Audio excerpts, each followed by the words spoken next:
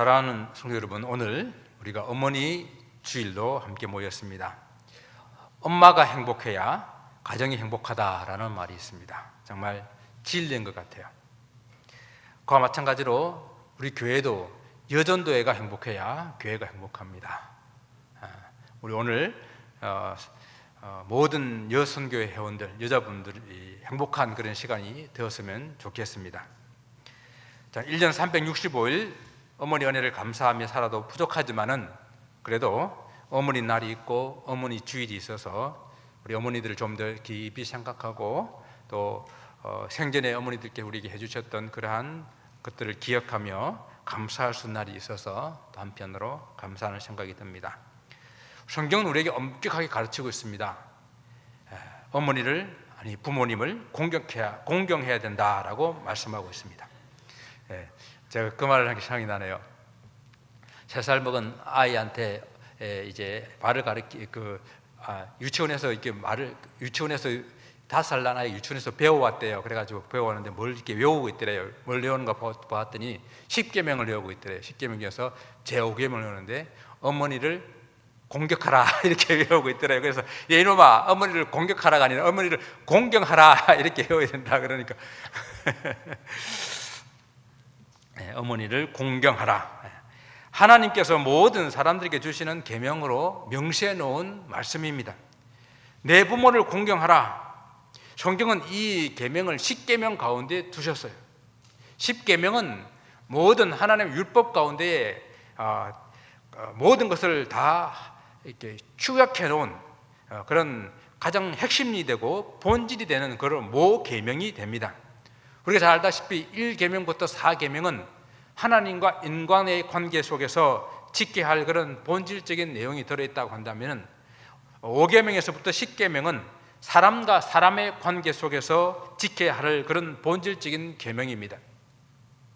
그런데 사람과 사람 사이에 지켜야 할 계명 중에서 제일 먼저 등장하는 계명이 바로 제5계명으로서 부모를 공경해야 하는 계명입니다.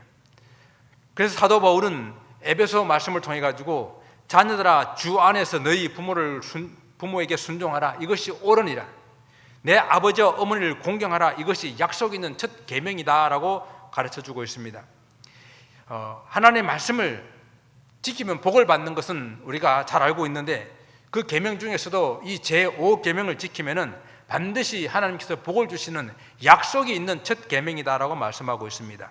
그래서 첫 계명이라고 하는 것은 중요하다는 뜻과 함께 다른 계명과 다르게 유일하게 약속이 있는 그런 유일한 계명이다라는 그런 의미를 가지고 있습니다. 그래서 우리는 이 계명에 따라서 우리의 부모님들을 공경해야 합니다.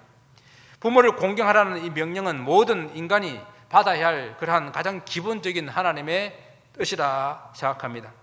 그런데 세상이 점차 참 하나님의 뜻대로 살지 않고 하나님께서 기뻐하시는 그런 방향으로 흘러가지 않는 일들이 많아서 우리는 가끔 이 눈살을 찌푸리는 그런 일들이 생겨나는 것을 봅니다. 그런데 성경은요, 이러한 일들이 말세가 되게 되면 더 많이 일어날 것이라고 우리에게 경고합니다. 어느 81세 된 노모가 계셨는데 그 자식 남매가 서로 모시지 않겠다고 이렇게 떼밀어서 양쪽 집을 오가다가 날이 저물었습니다. 그래서 버려진 이 어머니는 추운 길에 그 바깥에서 그냥 잠을 자겠다고 이렇게 하니까 동네 사람들이 그냥 경찰에 신고를 했어요. 그래서 결국 그 자녀들이 노인을 학대한 그런 죄로 입건되면서 세상에 알려지게 됐는데요. 그런데도 이 부모님은 경찰서에서 끝까지 자녀들을 걱정합니다. 내가 길을 가다가 길을 잃어서 이렇게 된 것이니 우리 자녀들에게는 잘못이 없다라고 끝까지 이렇게 자녀들을 변호했다고 하는 것이죠. 오늘날 이런 사회 구조가 바뀌다 보게 되니까 부모를 모시고 사는 것이 점점 어려워지고 또 그러다 보게 되니까 노인들끼리 살든지 아니면 혼자 이렇게 사는 경우들이 점점 많아진다고 합니다. 양로시설에 모시는 것이 힘들 경우에는 혼자 이렇게 어떤 그 TV를 보니까 쪽방 같은데 한 1.5평이나 2평 될 것 같아요. 그런 쪽방 가운데 혼자 이렇게 사시는 분들이 너무도 많은데요. 그렇게 혼자 사시다가 이렇게 홀로 아무도 모르게 돌아가시는 그런 분들이 많은데 그런 것을 고독사라고 그러더라고요. 고독사. 그런데 한국에 작년 한 해 동안 고독사로 돌아가신 분이 3,924명이라 그래요. 그러니까 점점 이렇게 고독사가 많아지게 되는데 지금 역대 최대의 기록된 숫자라고 합니다. 특히 남자 50 내지 60대 사람들이 고독사로 죽는 경우들이 많다고 그래요. 이 연령대 남성들이 이제 조기 은퇴를 한다든지 사업에 실패를 한다든지 이렇게 해서 사회적인 그런 관계가 다 끊어져 가지고 혼자 고독하게 있다가 이렇게 생을 달리하는 그런 경우들이 많은데요. 특히 연세가 들게 되게 되면은 남자들이 더 고독하게 됩니다. 그러니까 남자분들이 잘 하셔야 돼요. 뭐 어머니 날인데 왜 우리 아버지들이 이렇게 수고를 하냐라고 불평하시는 분들이 혹 있을 줄 모르겠는데 잘 생각하십시오. 끝까지 마지막까지 여러분 곁에 남았을 분이 누구인지 잘 생각하시고 아내 날도 아니고 어머니 날인데 내가 왜 이런 말씀하지 마시고 잘 해드리시기 바랍니다.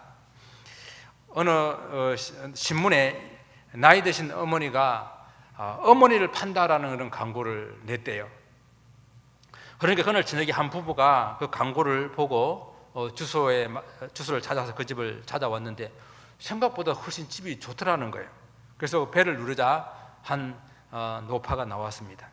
그래서 아마 이 집에 일하시는 식모인가 보다라고 생각했는데요. 그래서 그 남편이 말을 합니다. 어머니를 판다는 광고를 보고 찾아왔습니다. 어느 분을 파시는 건지요? 라고 물어보니까 그 노파가 자기를 판다라는 거예요. 그러면서 하는 말이 남들은 있는 부모도 안 모시려고 그러는데 당신들은 어떻게 세상에 부모를 이렇게 어머니를 살려고 이렇게 왔냐라고 이렇게 물어보는 겁니다. 그래서 그러니까 그 부부가 남편이 이렇게 말합니다. 저와 제 아내는 모두 어려서요 부모를 잃었습니다. 그래서 저희들은 항상 부모를 좀 모시고 사는 것이 참 꿈이었고 부모를 모시고 행복하게 사는 것이 너무도 부러웠습니다. 그런데 마침 신문에 어머니를 판다라는 그런 광고가 나와가지고 우리가 왔습니다 라고 하니까 그 노파가 빙그레 웃으면서 이제 우리가 뜻이 맞았으니 거래가 성사됐다라고 하면서 이제 그 젊은 부부를 자기 아들, 딸로 이렇게 하겠다고 하면서 이제 말을 내가 우리 아들과 딸처럼 생각하니까 내가 지금부터 말을 놓겠다 그러면서 너희들이 우리 집에 이 집에 들어와서 함께 살자라고 그러는 거예요. 그러니까 이 젊은 부부들이 깜짝 놀래가지고 아니 이렇게 부자인데 충분히 돈이 많이 있는데 왜 어머니를 판다라고 광고를 했습니까? 라고 하니까 내가 만약 양자를 구한다고 했다면 수많은 사람들이 몰려왔을 건데 그 사람들은 다 돈을 보고 내가 가진 재산을 보고 몰려왔을 것이다. 근데 너희들은 내가 내 재산을 본 것이 아니고 나를 이렇게 모시려고 왔다라는 걸 생각하게 될 때 너무도 감사해서 우리 가족과 함께 이렇게 이 집에 살자라고 이렇게 이야기를 했다는 겁니다. 참 우리가 부모를 모시고 공경하고 하는 이런 일들은 너무도 우리에게 성경에서 가르치는 중요한 그런 일들인데 점차 이런 일들이 무너져가고 있다라고 하는 것입니다. 실제적으로 부모를 실제적으로 모시고 공경하는 그런 일도 있겠지만 또 우리가 살다 보게 되면 여의치 못해서 실제적으로 부모를 모시지 못하는 그런 경우들 있잖아요. 우리가 다 이렇게 이민 생활하면서 살다 보게 되게 되면은 부모를 모시지 못하는 경우들이 많은데 저는 그래서 이렇게 생각해요. 저희 부모님도 다 이렇게 돌아가셔서 모실 부모님이 안 계시니까 우리 교회에 연세 많으신 분들을 저는 부모님이라 이렇게 생각하고 어르신들 생각하고 이렇게 잘 하려고 합니다. 여러분들도 꼭 내 부모님이 아니더라도 우리 주위에 나이 연세 드신 분들 또 교회에서 만나신 분들 이렇게 만나신 어른들을 이렇게 모시는 것 그것 또한 중요한 부모 공경 중에 하나라고 이렇게 생각할 수가 있겠습니다. 성경이 가르치면 이 부모를 어른들을 공경하는 것을 우리에게 가르치고 있습니다. 그 계명을 잘 지키면 하나님의 복이 있다고 약속했다고 그랬잖아요. 그래서 그렇지만 또한 이 계명을 지키지 않을 때는 하나님의 엄중한 그런 징계와 저주가 있을 것이라고 약속하는 그런 말씀입니다. 그래서 신명기 27장 16절을 보게 되면 그의 부모를 경홀히 여기는 자는 저주를 받을 것이라고 이렇게 경고하고 있고요. 좀 더 레위기의 말씀에서는 실제적이고 구체적인 그런 경고를 하고 있는데요. 만일 누구든지 자기의 아버지나 어머니를 저주하는 자는 반드시 죽일지니 그가 자기의 아버지나 어머니를 저주하였은즉 그의 피가 자기에게 돌아가리라 라고 경고하고 있습니다. 그럼 우리는 이런 부모를 공경하라는 명령이나 또 하나님의 이런 저주에 대한 그런 경고의 말씀 때문이 아니라 부모님들의 그런 헌신과 희생을 생각할 때 너무도 자연스럽고 너무도 당연하게 우리는 이 일들을 해야 할 것입니다. 오늘 어머니 날인데 어머니 하게 되면 정말 헌신과 사랑의 대명사라고 저는 생각합니다. 아마 하나님의 사랑을 가장 잘 표현할 수 있는, 대변할 수 있는 그런 사랑이 이 땅에서 어머니의 사랑이 아닐까 생각합니다. 그래서 유대인의 탈무드에는 이런 말이 있습니다. 하나님께서 이 세상에 천사를 다 보낼 수가 없어서 어머니를 보내주셨다라는 말입니다. 어머니는 하나님께서 우리에게 보내신 바로 하나님의 그림자요, 하나님 보내신 그런 천사라고 우리는 생각할 수 있습니다. 10달을 그 몸 안에 품었다가 죽을 고통을 인내하며 출산하고 또다시 10달 이상을 품고 살아야 합니다. 그래야 겨우 첫 발걸음을 떼는 그런 인생들이 아닙니까? 그 후에도 헌신적인 돌봄이 없으면 스스로 살아갈 수가 없는 그런 존재입니다.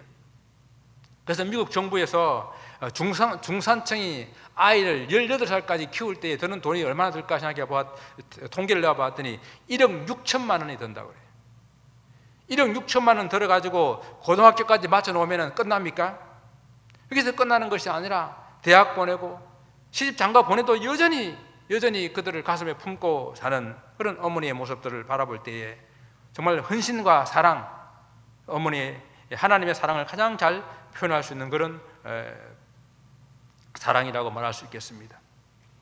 혹 지금 부모님 중에 어느 한 분이라도 살아 계신다고 한다면 그것이 큰 복인 줄 여러분 아시기 바랍니다. 부모님은 존재 그 자체로만 해도 우리에게 큰 울타리입니다. 어느 그 젊은 교장이 학교에 새로 부임을 해가지고 학교의 운동장에 울타리가 있으니까 저 울타리가 학생들을 아이들의 정서를 구속하고 또 그리고 아이들의 사고를 좁아지게 한다라고 생각해가지고 그 울타리를 없애버렸대요. 울타리를 없애니까 아이들에게 어떤 현상이 나타난다고 하니까 아이들이 그 운동장에서 놀기를 너무 두려워하는 거예요. 그래서 다 교실에 들어와서 놉니다. 그 울타리는 아이들의 정서를 이렇게 좁아지게 만들고 답답하게 만드는 것이 아니라 아이를 이렇게 보호하는 그런 상징적인 것이었다라고 하는 것이죠. 바로 부모님들이 우리의 이러한 울타리였던 것입니다. 그래서 아버지를 여의면 하늘이 무너진다고 그러고 어머니를 여의면 땅이 꺼진다고 표현하고 있지 않습니까? 무엇을 해주시고 무엇을 우리에게 많이 남겨주시고 또 무엇을 많이 이루어온 것과는 상관없이 이 땅에 존재하시는 그것 자체로 우리에게 하늘이고 우리에게 땅이고 우리에게 울타리고 하나님의 그림자인 그런 모습입니다. 그래서 성경은 그런 부모를 공경하라라고 우리에게 명령하고 있습니다.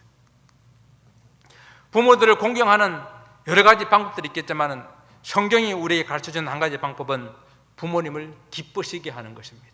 내가 원하는 방식으로 부모를 모시는 것이 아니라 부모님이 무엇을 원하시는지를 그걸 알고 그 부모님의 뜻에 따라 모시는 것, 그걸 부모님을 기뻐하게 하는 것입니다. 그래서 자문에서 말씀하고 있습니다. 내 부모를 즐겁게 하며 너 낳은 어미를 기쁘게 하라. 그것이 참된 부모 공경의 모습입니다. 여러분 어릴 때 부모들이 자주 이렇게 노래 좀 잘하는 애는 계속 너 노래 한번 해봐 하고 노래를 시키고 또 춤 좀 잘 치면 너 춤 한번 춰봐 해가지고 춤 시키고 막 좋다고 박수 치고 그러시잖아요. 그 모습을 바라보고 부모님은 기뻐하는 거예요.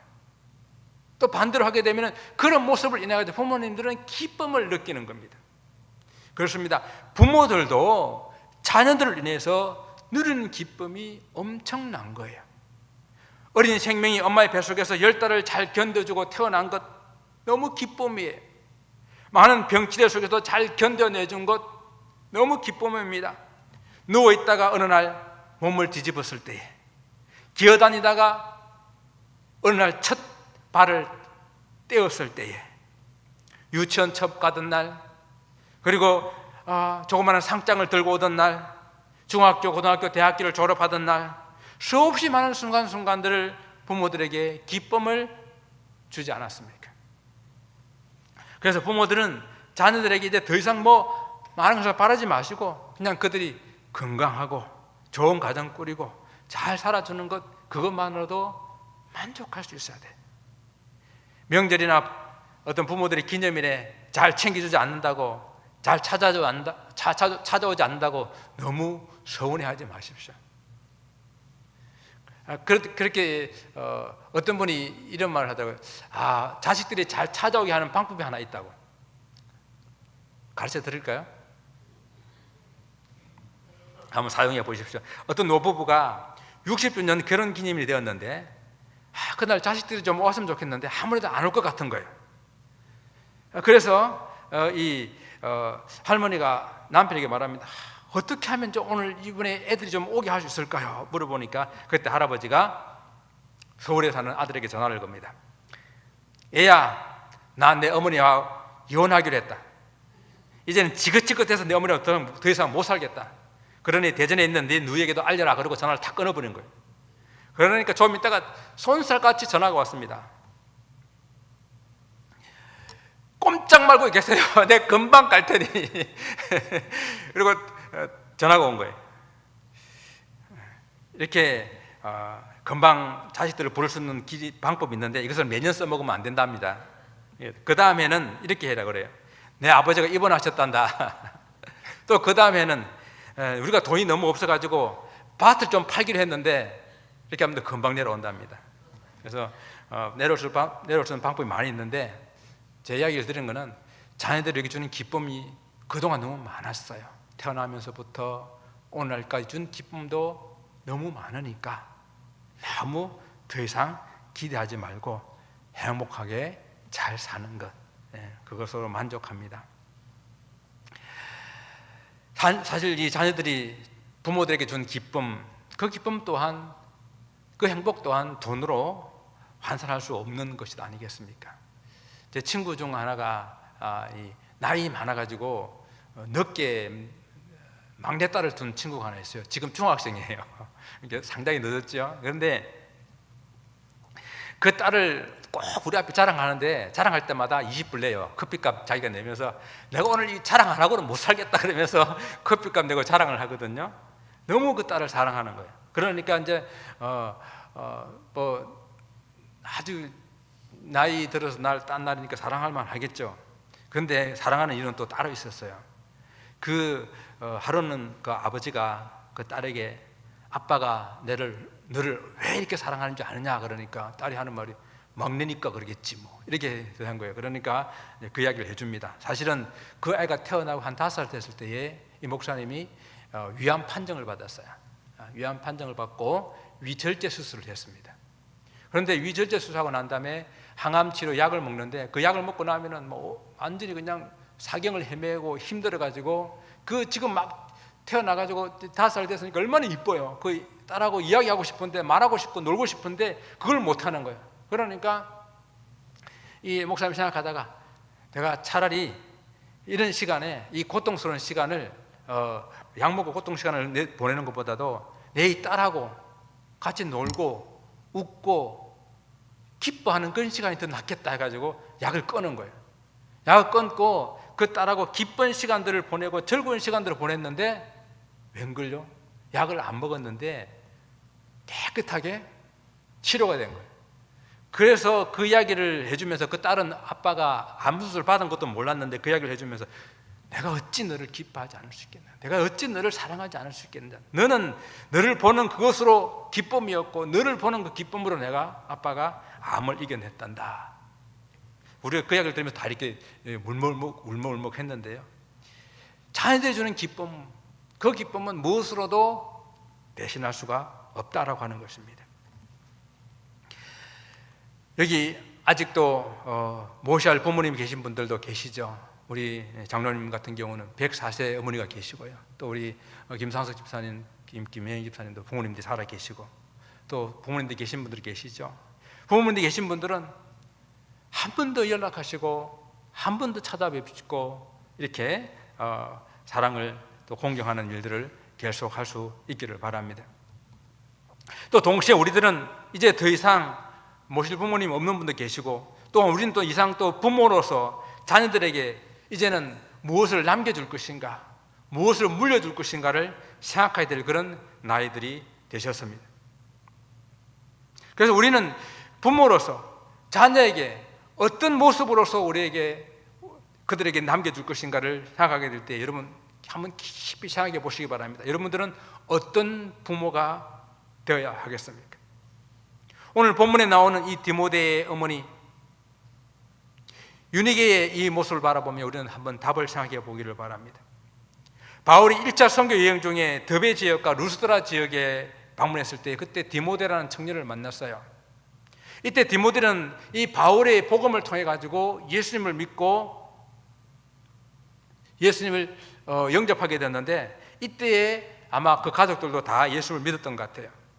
그러고 난 다음에 바울이 2차 선교 여행을 왔을 때에 다시 이곳을 방문해 가지고 바울이 뭐라고 말하고 있나 하면은 디모데를 제자라고 불러요. 아무나 제자라고 부르지 않잖아요. 예수님을 잘 믿어서 훌륭하게 성장해서, 그리고 정말 사람들에게 이렇게 칭송받을 수 있는 그런 모습이 되었을 때에 그 사람을 제자라고 부르거든요. 그러면 디모데가 어떻게 이렇게 제자의 모습으로 성장할 수 있었을까? 우리는 그것을 오늘 사도 바울이 말하고 있는 그런 정보 속에서 이렇게 대답할 수가 있습니다. 디모데가 복음을 듣고 신실한 주님의 제자가 되었을 때에 바울은 그의 외조모 로이스와 어머니 유니게 속에 있던 그 믿음이 바로 그 디모데가 믿음의 사람이 될 수 있는 그런 이유가 되었을 것이라고 말합니다.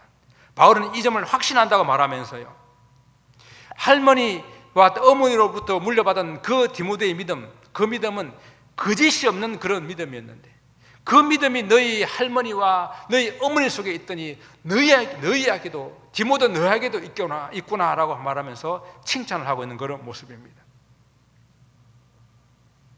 여러분, 디모데는 어머니가 유대인이고 그 아버지는 헬라인입니다. 이스라엘은 철저한 가부장적인 그런 사회이지만은 그러나 이 믿음에 관한, 종교에 관한 어머니를 따르고 있어요. 그래서 어머니가 유대인이면은 그 자식도 유대인이지만은 어머니가 유대인이 아니면은 자식은 유대인이라고 하지 않아요. 왜? 어머니는 태어나면서부터 그 정식 교육을 받을 때까지 그 자식을 품고 늘 성경을 읽고 늘 기도하고 믿음으로 그 자식에게 본을 보이는 삶을 살아서 믿음의 가장 기초를 놓기 때문에 바로 이것이 유대인의 어머니입니다. 그래서 그 로이스와 유니게가 믿음의 본을 보였던 그것이 바로 디모데에게도 믿음의 그 본을 받아서 훌륭한 믿음의 사람으로 자랐기 때문에 그가 제자가 되고 그가 사람들보다 칭송을 받고 그리고 그가 주의 종이 되는 그런 삶을 살았던 것입니다. 그래서 어머니의 종교가 너무도 중요하고 어머니의 믿음이 너무도 중요합니다. 로이스와 유니게는 훌륭한 그런 예수를 믿게 되는 훌륭한 유대 교인이었겠죠. 그런데 바울의 복음을 듣고 난 다음에 기독교인이 되었습니다. 할머니와 어머니의 신실한 믿음이 그대로 디모데에게 전달되고 디모데가 훌륭한 그런 사람이 된 것입니다. 그래서 부모가, 특히 어머니가 자녀에게 물릴 수 있는 가장 좋은 것은, 가장 귀한 것은 뭔가? 믿음의 유산이라고 하는 것입니다.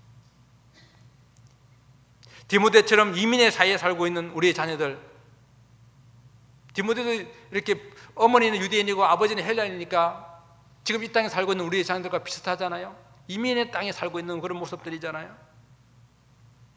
그들에게 무엇을 물려줘야 그들이 장차 이 땅에서 믿음대로 살아갈 수 있겠을까요?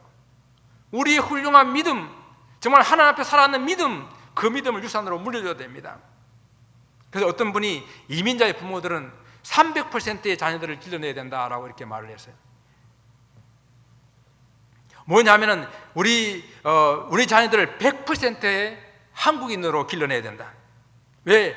우리들의 자녀들은 민족으로 볼 때는 한국 사람이기 때문에, 또 100%는 미국인으로 길러내야 된다. 왜? 그들은 이 땅의 국적을 미국 국적을 가지고 살아가기 때문에 미국인으로 살아가야 하기 때문에 그렇습니다. 또한 우리의 자녀들은 100% 크리스찬으로 길러내야 된다. 언제나 어디서나 그들이 하나님의 자녀로 제 역할을 다 할 수 있도록, 그래서 300%의 사람들로 길러내야 되는 것이 이민자의 크리스찬의 부모들의 역할이라고 하는 것입니다. 디모데 그가 어렸을 때 그때부터 하나님의 말씀 성경을 읽었는데 그는 바로 그 어머니의 가르침이었습니다. 그래서 성경은 이렇게 말합니다. 내가 어려서부터 성경을 알았나니. 이 디모데후서 3장 15절의 말씀 속에 나오는 말씀인데, 이 어릴 때부터 성경을 배우고 익혔던 그런 디모데의 삶입니다. 그러므로 어머니는 최초의 선생이요, 최고의 선생이요, 최후의 선생입니다. 자녀에게 가장 많은 영향을 끼칠 수 있는 어머니의 자리에서 믿음의 자녀들이 잘 성장하고 또 그들이 후세대까지 믿음을 잘 물려줄 수 있는 그런 삶을 살기 위해서는 우리가 마지막까지 믿음에 서 있는 그런 모습들을 보여야 되는 거예요. 어릴 때는 우리들이 엇박지르는 그런 모습으로 교회 가고 성경 읽고 했지만은 좀 커서는 그들이 판단합니다. 무엇이 옳은 길인지, 왜 어머니는 우리에게 말했던 것처럼 하지 않는가, 왜 기도하라고 기도하지 않는가, 왜 말씀대로 살아가고 그들은 말씀대로 살고 있지 않는가, 그들은 판단하거든요. 그러니까 더 그들이 성인 됐을 때 우리는 더 믿음으로 살아가야 돼요. 더 말씀대로 살아가야 돼요. 무엇으로 물려줄 것인가 깊이 생각해 볼 수 있기를 바랍니다.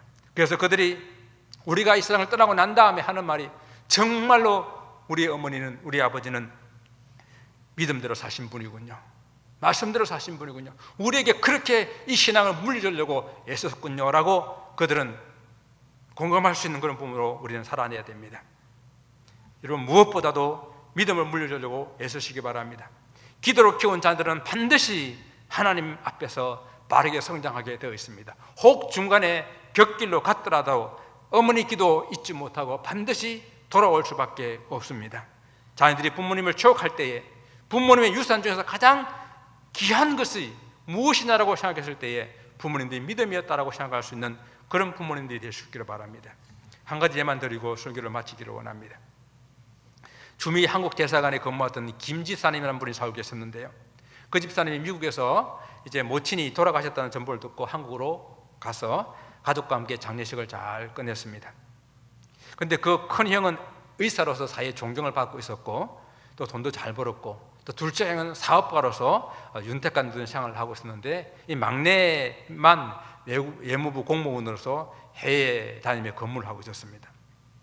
장례식을 다 끝나고 며칠 후에 부모님이 가진 재산을 이렇게 정리하기 위해서 삼형제가 한자리에 모였어요. 그때 큰 형님이 말합니다.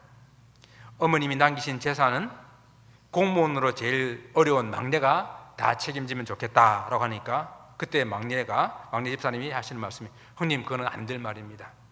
재산은 당연히 장자인 큰 형님이 맡으시든지 아니면 사업하시는 둘째 형님이 맡으셔야죠. 막내는 제가 맡아서 되겠습니까? 그런데 제가 원하는 것이 하나 있습니다 라고 말한 거예요. 그러니까 형님이 말하기를, 그래, 원하는 것이 무엇이냐고 하니까, 어머님이 평생 보시던 그 성경책을 제게 주십시오. 그러니까 형님, 야, 그건 안 돼, 그거는 당연히 장자에게 와야지. 그러니까 둘째 형도, 아니, 그거는 내가 가져야지. 다 이 하나 어머니의 그 성경책을 마음에 두고 있었던 것입니다. 그때 막내가 말합니다. 두 분 형님은 어머님 묻힌 이 조국에 살고 계시지 않습니까? 저는 언제나 이 해외로 떠돌아다니면서 늘 어머니와 함께 있고 싶은 마음으로 그 성경책을 가지고 다니며 읽고 싶습니다. 그러니 제게 주십시오 라고 이렇게 부탁을 했대요. 그래서 어머니의 성경책을 가장 귀한 유산으로 세 형제가 생각했다는 것입니다. 사랑하는 성도 여러분, 오늘 어머니 날을 맞이해서 우리 부모님의 유산 중에 가장 귀한 것이 무엇일까 생각해 보시기 바랍니다. 어머니 헌신과 사랑에 깊이 감사하며 또 부모로서 우리에게 주신 그 믿음을 유산으로 물려받는 것이 가장 귀한 것으로 생각하시고, 또 사랑하는 우리 부모님들은 우리 자녀들에게 믿음을 유산으로 물려주겠다. 마지막까지 내가 주님의 십자가 앞에서 올바른 신앙인으로, 올바른 크리스찬으로 서 있는 모습을 보여주겠다. 그런 결단하시는 귀한 어머니 주일 되시기를 주님 이름으로 축원을 드립니다. 기도하겠습니다.